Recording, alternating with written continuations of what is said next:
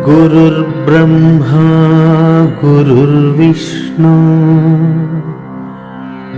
गुरुर्देवो महेश्वरः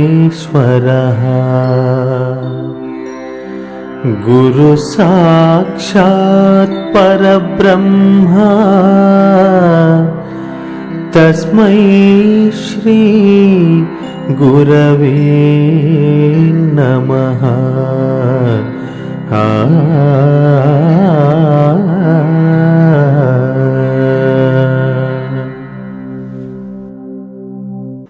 గుడమే మధురము మధురం వే గుడమా గుడమధురంబులను కొనకొని తొలుతన్ పొడమినదేదన సరిగా పొడమినదొకటేగా రెండు పోవును గదరా తను వెరుకాలిట్లేగును గదరా పొడజూచి బయలు నిప్పుడే మేనెరుకల జోలి విడరా లేనివి రెండు పెడ చెవిని బెట్టక విను పోవును గదరా తను వెరుకాలిట్లేగును గదరా. బెల్లము తీపి ఈ రెండు వేరు కాదండి. బెల్లము తీపి రెండు కలిసే ఉంటాయి. శరీరము ఎరుక రెండు కలిసే ఉంటాయి. నేను మనసుతోటి దాన్ని ధ్యానం చేస్తున్నానండి, శరీరంతో ఇది చేస్తున్నానండి అని అంటే నాకు అబద్ధం చెప్పినా పర్లేదురా, కానీ నీకు నువ్వు నిజం చెప్పుకోవటమో నీకు నువ్వు అబద్ధం చెప్పుకోవటమో చేయి. నీ మనస్సు నమ్మి ఓకే అంటే సరే. గుడమే మధురము, తీపి బెల్లము రెండు ఒకటే కాబట్టి మధురం బే గుడమా గుడ మధురంబులను కొనకొని తొలుతన్, ఇది రెండు ఒకటేనని నిర్ణయం చేసి పొడమినదేదన సరిగా పొడమినదొకటేగా. ఈ రెండిట్లో ఏ ఒకటో కనిపించటంలే, రెండు కనిపిస్తున్నాయి. కానీ ఒకటి కనిపించినప్పుడు ఇంకోటి కనపట్టలేదు. తీపిని చూస్తున్నావు అనుకో బెల్లం కనపట్టలా, బెల్లం చూసావనుకో తీపి కనపడదు. కానీ ఈ రెండు ఎప్పుడు కలిసే ఉంటాయి. బెల్లం నోట్లో వేసుకున్నావు అనుకో ఇప్పుడు తీపి కనిపించిందా బెల్లం కనిపించిందా? తీపే కనిపించింది. బెల్లాన్నే అక్కడ పెట్టి చూస్తున్నావు అనుకో తీపి కనపట్టాలా, కానీ బెల్లంలోనే తీపి ఉంది. ఇప్పుడు ఈ తీపి రెండు ఒకటేనని నువ్వు తెలుసుకున్నట్లయితే రెండు పోవును గదరా. ఎప్పుడైతే నోట్లో వేసుకున్నావో బెల్లము పోతుంది తీపి పోతుంది. ఈ రెండిట్లో ఒకటైనా ఉంటుందా?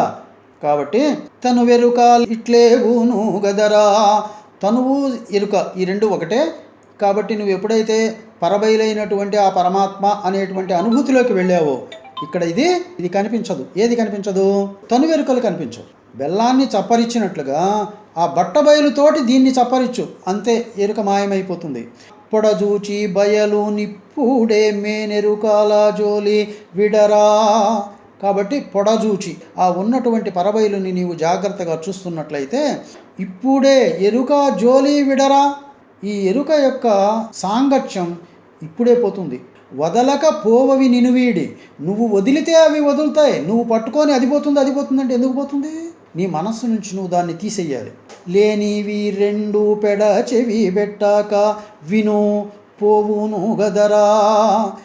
అర్థం లేని వాదనని మనసులో పెట్టుకోబాకు. శరీరం పోతుంది, జీవుడు ఉంటాడు, జీవుడు పోతాడు, శరీరం ఇక్కడే ఉంటుంది, ఇట్లాంటి పిచ్చి మాటలు మానేసి నా మాటని పెడచెవిని పెట్టకుండా ఆ పరమాత్మ అయినటువంటి స్వరూపాన్ని చూడడం గనక నేర్చుకున్నట్లయితే ఈ ఎరుక లేకుండా పోతుంది. ఎరుకతోటి పాటు శరీరం కూడా లేకుండా పోతుంది. తను వెరుకాలిట్లేగును గదరా. కాబట్టి శరీరము ఎరుక ఈ రెండు కూడా బెల్లపు తీపి ఎలా పోయినాయో అలానే పోతాయి.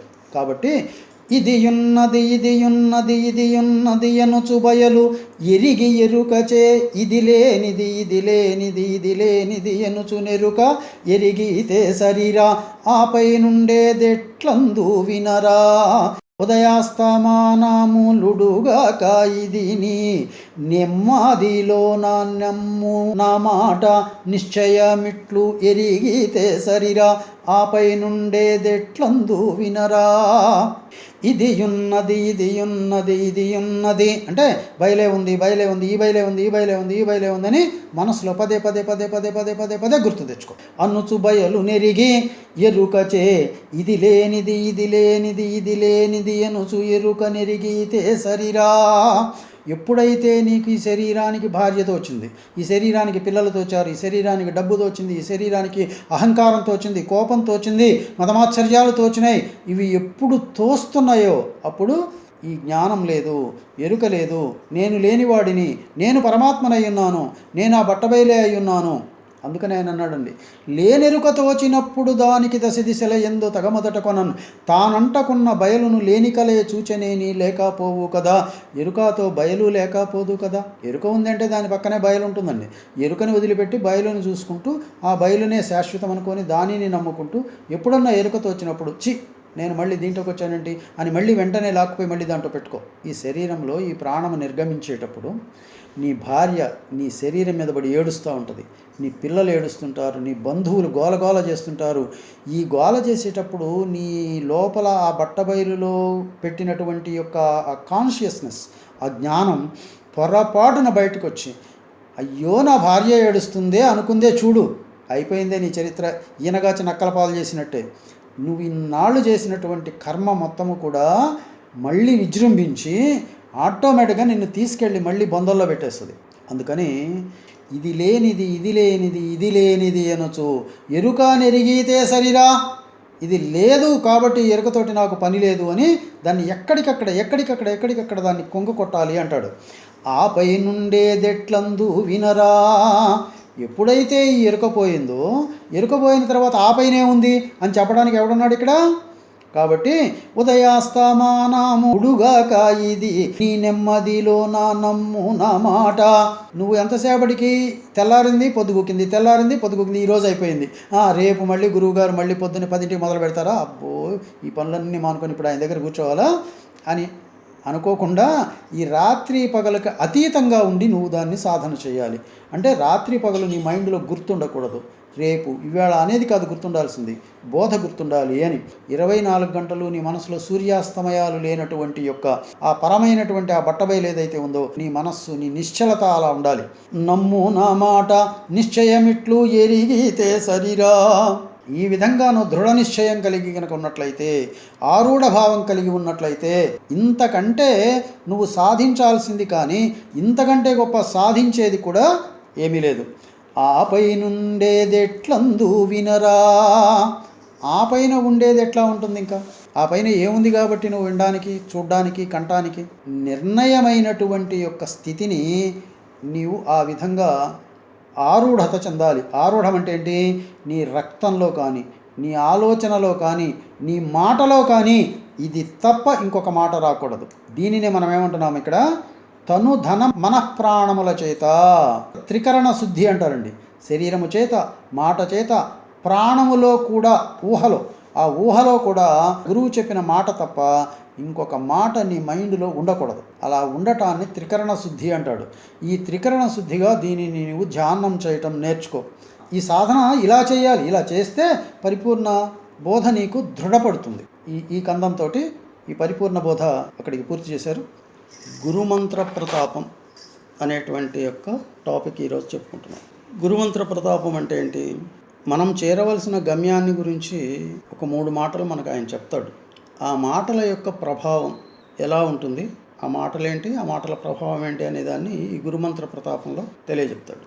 దాంట్లో మొట్టమొదటిగా ఆయన ఏమంటున్నారంటే, ఎరుగననేటిది ఎరుకే, ఎరుగుదునని తనను పరులా ఎరిగేదెరుకే, ఎరుగ నెరుంగుదునను దాన్నెరుగుచునుండేటిదెరుకే, నిరుపమా బుద్ధి నీవెరుగిది నిగమా ప్రసిద్ధి, గురుమంత్రమని ఏటి గ్రొడ్డాలి తోటి, ఈ ఎరుకాకు కుడు వేరు ఎరిగి త్రొవ్వితే చాలు, నిరుపమా బుద్ధి నీవెరుగిది నిగమా ప్రసిద్ధి. ఇక్కడ ఏమంటున్నారంటే ఆయన, ఎరుగననున్నది ఎరుకే, నేను ఏమి తెలుసుకోలేను, ఏమి తెలుసుకోలేకపోతున్నాను అని చెప్పేది ఈ జ్ఞానమే. ఎరుగుదునని తనను పరులా ఎరిగేదెరుకే, నేను అన్నీ తెలుసుకోగలను అని ఈ ప్రపంచాన్ని, నిన్ను తెలుసుకునేది ఈ ఎరుకే.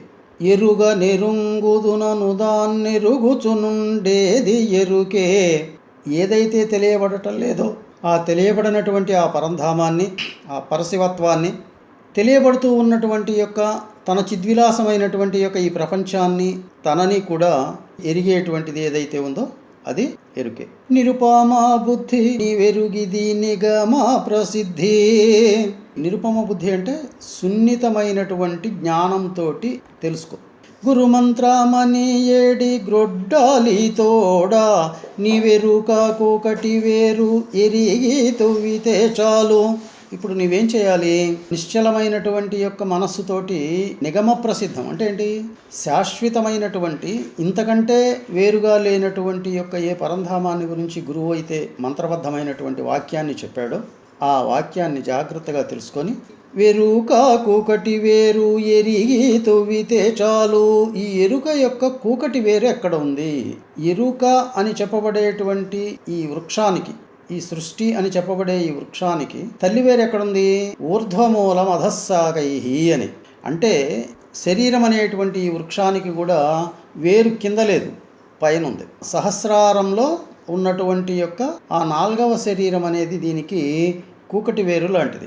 సృష్టిలో కూడా పరంధామమైనటువంటి యొక్క ఆ సూక్ష్మమైనటువంటి ఆ జ్ఞానం ఏదైతే ఉందో, ఆ ఎరుక ఏదైతే ఉందో కూకటి వేరు అంటాం. ఎరిగి తవ్వితే చాలు. కాబట్టి ఇప్పుడు నువ్వు ఆ కూకటి వేరు రూపంలో ఉన్నటువంటి యొక్క ఈ ఎరుకని నువ్వు ముందు తెలుసుకోవాలి. ఎరుకని తెలిసి వదిలిపెట్టమన్నాడా, తెలియక వదిలిపెట్టమన్నాడా అంటే ఎరుకని తెలిసే వదిలిపెట్టమన్నాడు. అక్కడ ఉన్న ఎరుకని తెలిసే ఎందుకు వదిలిపెట్టమన్నాడంటే ఇదంతా కూడా ఎరుక కాదు కాబట్టి. ఇదంతా ఎరుక యొక్క ఘనీభవ రూపం, స్థూల రూపం. ఇది ఈ స్థూల రూపాన్ని చూసి ఆయన వదిలిపెట్టమల్లా, అక్కడ ఉన్నటువంటి సూక్ష్మ రూపాన్ని చూసి వదిలిపెట్టమన్నాడు. ఆ సూక్ష్మమైనటువంటి మహాకారణమైనటువంటి ఏ రూపమైతే ఉన్నదో ఆ మహాకారణ రూపంలో ఏమున్నాయి? ఆ మహాకారణ రూపం దేనిని పట్టుకొని ఇంత సృష్టిని చేసింది? నిరుపమా బుద్ధి నీవెరుగి దీనిగా మా ప్రసిద్ధి. సూక్ష్మమైన జ్ఞానంతో గురువు చెప్పేటప్పుడు జాగ్రత్తగా విని ఆ కూకటి వేరు నుంచి ఏర్పడినటువంటి ఇదిగో ఈ సృష్టి అనేటువంటి మహావృక్షాన్ని, ఈ శరీరం అనేటువంటి మహావృక్షాన్ని తొలగించడానికి ప్రయత్నం చేయి. ఎరుకే చదువులు చేయును, ఎరుకే విను చదువు ఎరుక, ఎరుకే తిరమంచెరిగించును శంకించును ఎరుక కొనకేమీ లేక ఏగునో ఎన్నా బయలే చదువు ఎరుగదో ఎన్నా ఎరుకే ఎన్నటికైనా పరిపూర్ణమున్నాదం చెరిగి తాలేనని ఎరిగితే నిలువాక ఏగునో ఎన్నా బయలే చదువు ఎరుగదో ఎన్నా. ఈ ఎరుకే ఈ సృష్టిలో ఉన్నటువంటి యొక్క జ్ఞానాన్ని వృద్ధి చేసింది. ఈ ప్రపంచం గురించినటువంటి ఈ చెట్లు, చేమలు, రాళ్ళు, రప్పలు, మనుషులు, కొండలు, గుట్టలు, పుట్టలు, సంసారము, బాధ్యతలు, వీటన్నిటి గురించినటువంటి యొక్క ఆ తెలివితేటలని ఈ ఎరుకే తయారు చేసింది. ఈ సృష్టిలో భాష లేని కాలంలో ఎలా మానవుడు ఒకళ్ళ నుంచి ఒకళ్ళకి అందజేసుకునేవాడు అంటే సౌజ్ఞల ద్వారా. ఆ సౌజ్ఞలు చేసేటప్పుడు చిన్న చిన్న శబ్దాలు చేసేవాడు. ఆ శబ్దాలని గుర్తుపెట్టుకొని ఓహో ఈ శబ్దం అయితే ఇలా చేయాలి కదా అని వాళ్ళు ఆ శబ్దాల ద్వారా చేసేవాళ్ళు. మనకి పాణిని అని ఒక మహర్షి ఉండేవాడు. ఆయన ఈ గాలిలో ఏర్పడుతున్నటువంటి ఈ ఆకాశంలో ఉన్నటువంటి ఈ శబ్దాలని గుర్తించి ఆ శబ్దాల ద్వారానే మన యొక్క భాషకి, ఈ దేవనాగరి లిపి అని చెప్పబడే ఈ భాషకి ఛందస్సు రాశాడు, వ్యాకరణాన్ని రాశాడు. శివుడి ఢమరకం నుంచి ఏర్పడినటువంటి యొక్క ఆ ధ్వని ఏదైతే ఉందో ఆ ధ్వని తరంగాల నుంచే మనకి 50 అక్షరాలు ఏర్పడ్డాయి అంటాం. ఆకాశంలో మొట్టమొదటి ధ్వని ఏదైతే ఉందో దాని నుంచే ఈ యొక్క 50 అక్షరాలు ఏర్పడ్డాయి. ఈ 50 అక్షరాల నుంచి అనేక భాషలు ఏర్పడ్డాయి. అంటే అన్ని భాషలకి తల్లి భాష ఏది అని అంటే సంస్కృతం. దాంట్లో ఉండేవి 50 అక్షరాలే. ఈ 50 అక్షరాలు ఎరుక నుంచే ఉద్భవించినాయి. ఎరుకే విను, ఎరుకే కదా ఈ శబ్దాలని ఇప్పుడు నిర్మాణం చేసింది. మరి శబ్దాలని తానే నిర్మాణం చేసి ఎవరు వింటున్నారు? మళ్ళీ తన భాషని తనే వింటున్నది. విని ప్రతి కదలికకి ఒక శబ్దాన్ని నిర్ణయం చేసుకుంది. కాబట్టి ఎరుకే విను, ఎరుకే చదువు, దాని గురించి మళ్ళీ నేర్చుకునేది కూడా ఈ ఎరుకే. ఎరుకే తిరమంచెరిగించును, ఎరికే చెప్తుంది ఈ మాటకి ఇంతే అర్థం, ఈ మాటను ఇలానే అర్థం చేసుకోవాలి, ఈ మాటకి నువ్వు ఇలానే ప్రవర్తించాలి అని చెప్తుంది. శంకించును, నువ్వు చెప్తున్నటువంటి మాట సరిగ్గా లేదు, ఆ మాటకి సరైనటువంటి అర్థం ఇది కాదు అని మళ్ళీ తనని తానే శంకిస్తూ ఉంటుంది. ఎరుకే కొనకేమీ లేక ఏగునో ఎన్నా, ఇన్ని మాటలు చెప్పి ఇన్ని వైఖరి పలుకులు పలికి చిట్ట చివరికి అన్నిటికీ మూలమైనటువంటి ఎరుకే దిక్కు లేకుండా పోతుంది. బయలే చదువు ఎరుగాదో ఎన్నా, ఇప్పుడు ఈ వికారాలన్నీ పొందుతున్నది ఎరుకే. కానీ దీనికి ఆధారంగా, దీనికి అధిష్టానంగా, దీనికి ముక్తిధామమైనటువంటి యొక్క ఈ పరిపూర్ణాచల పరబ్రహ్మస్వరూపం ఏదైతే ఉందో, ఏ భాష తెలియదు దానికి, ఏ చదువు రాదు. నువ్వు సంస్కృతంలో ఆయనని ప్రార్థించాలా, తెలుగులో ప్రార్థించాలా, ఇంగ్లీష్లో ప్రార్థించాలా, కన్నడలో ప్రార్థించాలా, లేకపోతే కొంకిణి కంకణి అనేటువంటి భాషలలో ప్రార్థించాలా అనేది దానికి తెలియదు. ఎందుకని? దాని యందు భాష లేదు, దానికి భాష అనేది తెలియదు. అది సర్వకాల సర్వావస్థల యందు శబ్దస్పర్శ రూపరసగంధరహితమై ఉన్నది కాబట్టి దాని భాష నిశ్శబ్దమే. ఆ నిశ్శబ్దాన్నే పట్టుకొని ఆ నిశ్శబ్దంలో లీనమైపోవడానికి ప్రయత్నం చేయాలి నువ్వు. కాబట్టి ఎరుకే ఎన్నటికైనా పరిపూర్ణమున్నాదం చెరిగితా లేనని ఎరిగితే నిలువాక ఏగునో ఎన్నా. ఎరుకే ఎన్నటికైనా పరిపూర్ణమున్నాదం చెరిగి, ఈ జన్మలో కాదు ఇంకో 10 జన్మలకైనా నువ్వు ఖచ్చితంగా ఈ పరిపూర్ణమైనటువంటి పరబయలు ఉన్నది అని తెలుసుకోవాల్సిందే, తప్పదు. ఈ భూమి కూడా, ఈ రాళ్ళు కానీ, ఈ చెట్లు కానీ, లేకుంటే నువ్వు కనిపించేటువంటి నక్షత్రాలు కానీ, సూర్యచంద్రాదులు కానీ, వీళ్ళందరూ కూడా ఈ పరిపూర్ణమైనటువంటి పరబ్రహ్మాన్ని తెలుసుకున్న తర్వాతనే ముక్తికి పెడతారు. అది 1000 సంవత్సరాల, 10,000 సంవత్సరాల, లేకపోతే 1,00,000 జన్మల, లేకపోతే 1,00,000 జన్మల, అవన్నీ వాళ్ళ యొక్క అవగాహన, వాళ్ళకి ఆ పరిపూర్ణావస్థ తోచేదాకా, ఈ పరిపూర్ణము దాకా అన్యమైనటువంటిది ఏది లేదు అని వాళ్ళకి తోచి దాంట్లో వాళ్ళు లీనమయ్యేదాకా కూడా ఆ జన్మలు ఎత్తుతూనే ఉంటారు. ఊరికే పరిపూర్ణాన్ని తెలుసుకోగానే సరిపోలే, తను ఏనాడు కూడా ఈ పరిపూర్ణములో లేదు. ఈ పరిపూర్ణములో నేను ఏనాడు పుట్టినదాన్ని కాదు, పెరిగినదాన్ని కాదు, చనిపోయిన దాన్ని కాదు. కాబట్టి నేను త్రికాలముల యందు అసలు లేను, ఈ పరిపూర్ణములో ఉన్నది పరిపూర్ణమే అని ఎప్పుడైతే తెలుసుకుంటుందో, నిలువాక ఏగునో ఎన్నా. ఎక్కడ నిలువక? తానున్న చోట్లో తానే నిలబడలేకపోతుంది. ఇక ఎరుక తాను ఉన్న చోట్లో తాను ఉండే కదా నిద్రావస్థని చూసింది, చూడంగానే తను లేకుండా పోయింది. తను లేదు, తనువు లేదు. అట్లానే ఇక్కడ నీ ఉన్న చోట్లో నీవే ఉండి, నీ ఉన్న చోటు నుంచే ఆ పరిపూర్ణాచల పరబ్రహ్మ స్వరూపాన్ని ఎప్పుడైతే తెలుసుకుంటున్నావో, నీకు తెలియకుండా నువ్వే జగత్తు నుంచి అంతర్ధానం అయిపోతావు. ఈ బయలుకి ఏ చదువు లేదు కాబట్టి, అయ్యా మంత్రాన్ని ఇంగ్లీష్లో చదవాలా, తెలుగులో చదవాలా, సంస్కృతంలో చదవాలా, ఎట్లా చదవాలి, ఈ మంత్రాన్ని నేను ఎలా చదివితే నేను తొందరగా ఈ యొక్క గమ్యాన్ని చేరుతాను అనేటువంటి యొక్క ఆలోచనే నీ మైండ్కి రాకూడదు. అందుకని అంటాడు, మౌనమే నీ భాష ఓ మూగ మనసా. మనస్సుకి భాష ఏమీ లేదు, మౌనమే. ఈ బట్టబయలైనటువంటి పరమాత్మని తెలుసుకుంటానికి మౌనంగానే నీవు ఆ పరమాత్మని తెలుసుకోవాలి. నీవు మౌనం వహించి ఆ పరమాత్మని ఎప్పుడైతే తెలుసుకుంటావో, నీకు తెలియకుండానే నీవు లేకుండా పోతావు. అందుకనే చూపులలో గల వస్తువు చూపులుగను వస్తువులను చూపులు గూడన్ తేపకు ఎరుకని తెలియుమో. చూపులు లేనట్టి బయలు చూచేదింకేమి, ఎరుకే లేదు తోచేదింకేమి. దీపము వలె కను పాపాలలో గల వస్తువే పరమాత్మని చూపితే ఎరుకాయ. చూచేదింకేమి, ఎరుకే లేదు తోచేదింకేమి. చూచే వస్తువు ఒకటి, చూడబడే వస్తువు ఒకటి. చూపులు కూడను, చూస్తూ ఉన్నటువంటి కళ్ళు, ఇవన్నీ కూడా తేపకు ఎరుకేనని తెలియుమో. నీకు ఎప్పుడు పొరపాటున నేను చూస్తున్నాను, నేను జ్ఞానాన్ని అని నీకు అనిపించిందో, నువ్వు కాదు, నువ్వు ఎరుకవి అని గుర్తు తెచ్చుకో. చూపులు లేనట్టి బయలు చూచేదింకేమి. ఈ బట్టబయలుకి చూసే లక్షణం లేదు, చూడబడే లక్షణం లేదు, చూస్తున్నాను అనుకునేటువంటి జ్ఞానము కూడా దాని యందు లేదు. కాబట్టి కళ్ళు లేవు దానికి చూడడానికి, చూడటానికి సాక్షిత్వమైనటువంటి జ్ఞానం లేదు, చూడబడటానికి దానికి రూపం లేదు. అందుకని చూపులు లేనట్టి బయలు చూచేదింకేమి, ఎరుకే లేదు తోచేదింకేమి. ఆ బట్ట బయలుకి ఎరుక లేదు. ఎరుక లేదు అంటే అర్థం ఏంటి? ఎరుక ఎప్పుడు కలిగింది? శరీరం ఉంటే ఎరుక కలిగింది. ఎరుకోద్భవం బెందు. ఎరుక ఎక్కడ జన్మించింది? శరీరం వల్ల జన్మించింది. పరమాత్మకి శరీరం లేదు, అందుకని ఇక్కడ పరమాత్మ తెలియబడడు. కాబట్టి శరీరం ఎప్పుడైతే లేదో జ్ఞానం కూడా అప్పుడే లేదు. ఎరుకే లేదంటే శరీరమే లేదు అని. దీపము వలె కను పాపాలలో గల వస్తువే పరమాత్మని చూపితే ఎరుకాయే. చూచేదింకేమి. ఎర్రది తెల్లది నల్లది కర్రది దానాగ్రమున కలదొక్క తూటు, అదే ఎరుక అనే పులుగుండే చోటు. వీళ్ళేమన్నారు? అదే బ్రహ్మస్థానం, అదే బ్రహ్మము అని చెప్పారు. చివరికి నువ్వు అది బ్రహ్మం కదా అని చూడడానికి పోయి దాన్ని చూడంగానే ఎప్పుడైతే నీ చేత అది గుర్తింపబడిందో అది ఎరుకే అయిపోయింది. కాబట్టి మహాకారణంలో ప్రకాశవంతమైనటువంటి తన రూపాన్ని చూశాడు. అందుకని చెప్తాడు, కోటి సూర్యులు, కోటి చంద్రులు, కోటి తటిల్లత అఘటితమైన ఆ రూపం ఏదైతే ఉందో అంతటి కాంతివంతమైనటువంటి ఆ రూపమే నీ యొక్క రూపము తండ్రి అని ఆయన్ని పొగుడుతాడు. ఆ రూపం ఎవరిక్కడ? ఎరుకే. అది నీ రూపమే, అది నీ కాంతే. కాబట్టి కనుపాపాలలో గల వస్తువే పరమాత్మని చూపితే ఎరుకాయే, అది ఎరుకే అయింది.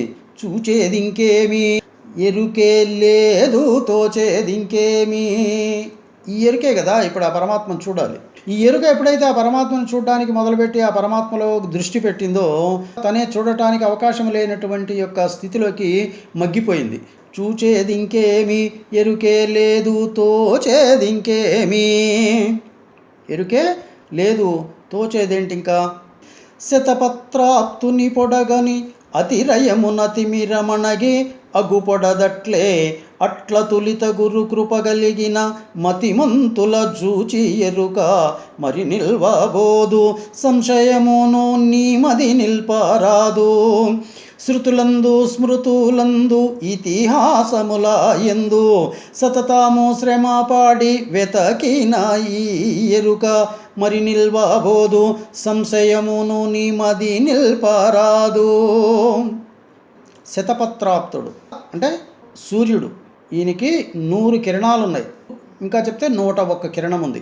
ఒకవేళ చీకటి ఆయన్ని చూద్దామనుకుంటే ఆయన చీకటికి కనపడడు.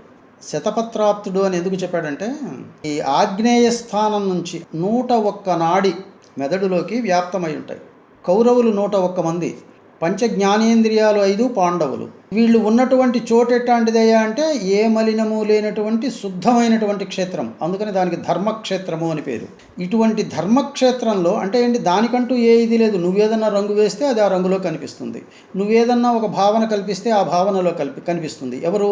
ఈ శరీరం. కాబట్టి ఈ శరీరం అనేటువంటి ఈ ధర్మక్షేత్రంలో కౌరవులు అనేటువంటి 101 నాడులు, 5 జ్ఞానేంద్రియాలు కలిసి సమావేశమైనవి. ఒకళ్ళు చెప్పింది ఒకళ్ళకి గిట్టదు. శరీరం అనుకునేదేమో జ్ఞానేంద్రియాలు ఒప్పుకోవట్లేదు, జ్ఞానేంద్రియాలు అనుకునేవి శరీరం ఒప్పుకోవట్లేదు. వీళ్ళిద్దరికీ మధ్యలో బుద్ధి అనేటువంటి ఒక జ్ఞానప్రదాత ఒక ఆయన ఉన్నాడు. ఆయనే శ్రీకృష్ణ పరమాత్మ. ఆయన అధిష్టానమైనటువంటి వాడు. కాబట్టి వీళ్ళిద్దరూ ఇలా ఇక్కడ సమావేశమై ఉన్నటువంటి కాలంలో సంజయుడు అంటారు. సంజయుడు అంటే ఇంద్రియముల ఆధిపత్యాన్ని అధిగమించి తాను ఇంద్రియాలకు అధిపతిగా ఉన్నటువంటి జితేంద్రియుడు. ఆ జితేంద్రియుడైనటువంటి యొక్క ఈ సంజయుడు వీళ్ళిద్దరి సంభాషణలని విన్నాడు. విని ఎవరికి చెప్పాడు? ధృతరాష్ట్రుడికి చెప్పాడు. అంటే ధృతం అంటే ఈ దృష్టిని కోల్పోయి అంధుడైనటువంటి యొక్క ఈ అజ్ఞానమైనటువంటి శరీర భావనతోటి బాగా నిండిపోయి ఉన్నటువంటి యొక్క మూర్ఖుడి పేరు ధృతరాష్ట్రుడు. ధర్మక్షేత్రే కురుక్షేత్రే సమవేతాయుత్సవ మామకాః పాండవశ్చైవ కిం కుర్వత సంజయ. ఓ సంజయుడా, ఆ ధర్మక్షేత్రమైనటువంటి ఆ శరీరంలో సమావేశమై ఉన్నటువంటి నాకు సంబంధించినవి 101, జ్ఞానానికి సంబంధించినటువంటివి 5 కలిసి అక్కడ సమావేశమైనాయి కదా, ఇవన్నీ ఏం చేస్తున్నాయి అక్కడ? ఆ యుద్ధరంగంలో వాళ్ళ యొక్క స్థితులని నువ్వు గుర్తించావు, వాటిని గురించి నాకు చెప్పు అని అడిగాడు.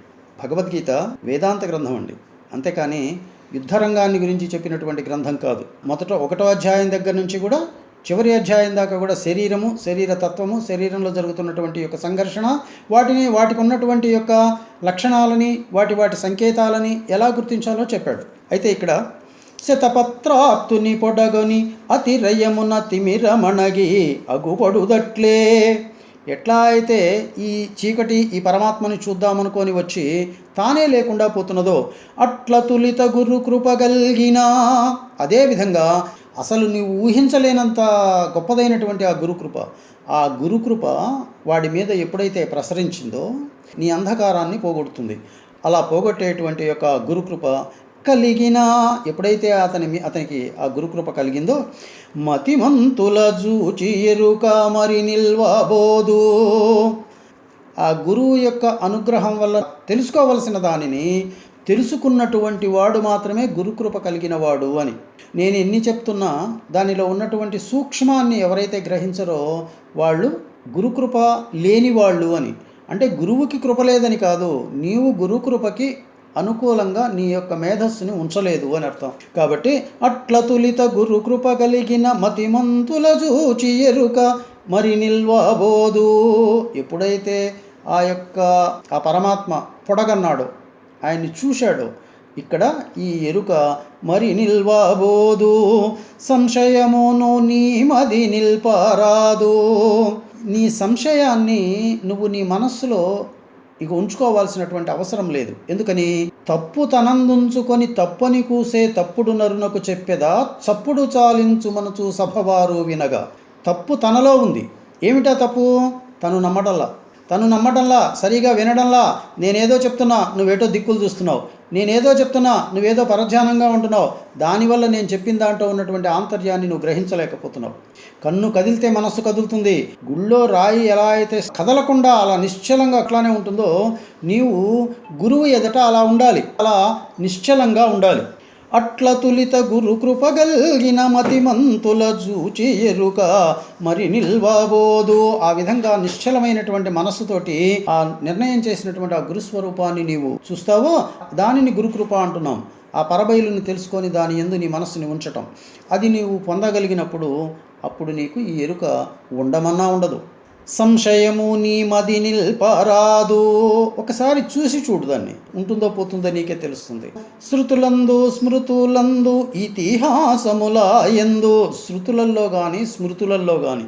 స్మృతి అంటే నా మనస్సు యందు నాకే తోచినటువంటి భావాలని స్మృతులని, శృతి అంటే ఒకళ్ళు చెబితే వినంగా నేను గ్రహించినటువంటి వాటిని శృతులని, వినబడినవి శృతులు, తోచినవి స్మృతులు. ఇతిహాసములంటే నీ చేత చెప్పబడినటువంటి యొక్క కొన్ని కథలు, కొన్ని రకాల గ్రంథాలు, ఇవన్నీ కూడా శృతి స్మృతుల ద్వారానే వచ్చినాయి. ఈ వేదాలు, ఉపనిషత్తులు, భాష్యాలు, బ్రహ్మసూత్రాలు, ఇట్లాంటివన్నీ కూడా. ఇతిహాసముల యందు సతతాము శ్రమ పాడి వెతికిన ఈ ఎరుక. వేదాలను చదివి, ఉపనిషత్తులను చదివి, భాష్యాలు చదివి, బ్రహ్మసూత్రాలు చదివి, పురాణాలు చదివి, ఎన్నో రకాలైనటువంటి యొక్క రామాయణ, భారత, భాగవత కావ్యాలన్నిటినీ చదివి భగవంతుడు అంటే ఎలా ఉంటాడో తెలుసుకోవాలి అని ఈ ఎరుక ఎతుకుతూనే ఉంది. ఇట్లా ఎతికినటువంటి యొక్క ఈ ఎరుక మరి నిల్వబోదు. ఎప్పుడు? ఆ గురువుని, ఆ పరమాత్మని చూస్తే ఇక నిలబడదు. అందుకనే గురుదర్శన మాత్రేణ ముక్తి అని. గురుదర్శన మాత్రేణ భ్రాంతిరహిత. భ్రాంతి అనేటువంటి యొక్క ఈ గుర్తు అప్పుడే వెంటనే రహితమవుతుంది. మరి నిల్వబోదు. సంశయము నీ మది నిల్పరాదు. కాబట్టి ఇక్కడ సంశయం ఏముంది? ఎందుకు నువ్వు సంశయిస్తున్నావు? ఇంకా ఈ సంశయం నిలబడటానికి తావేది? మంగళం గురుదేవాయ మహనీయ గుణాత్మనే సర్వలోక శరణ్యాయ సాధురూపాయ మంగళం. సాధురూపాయ మంగళం.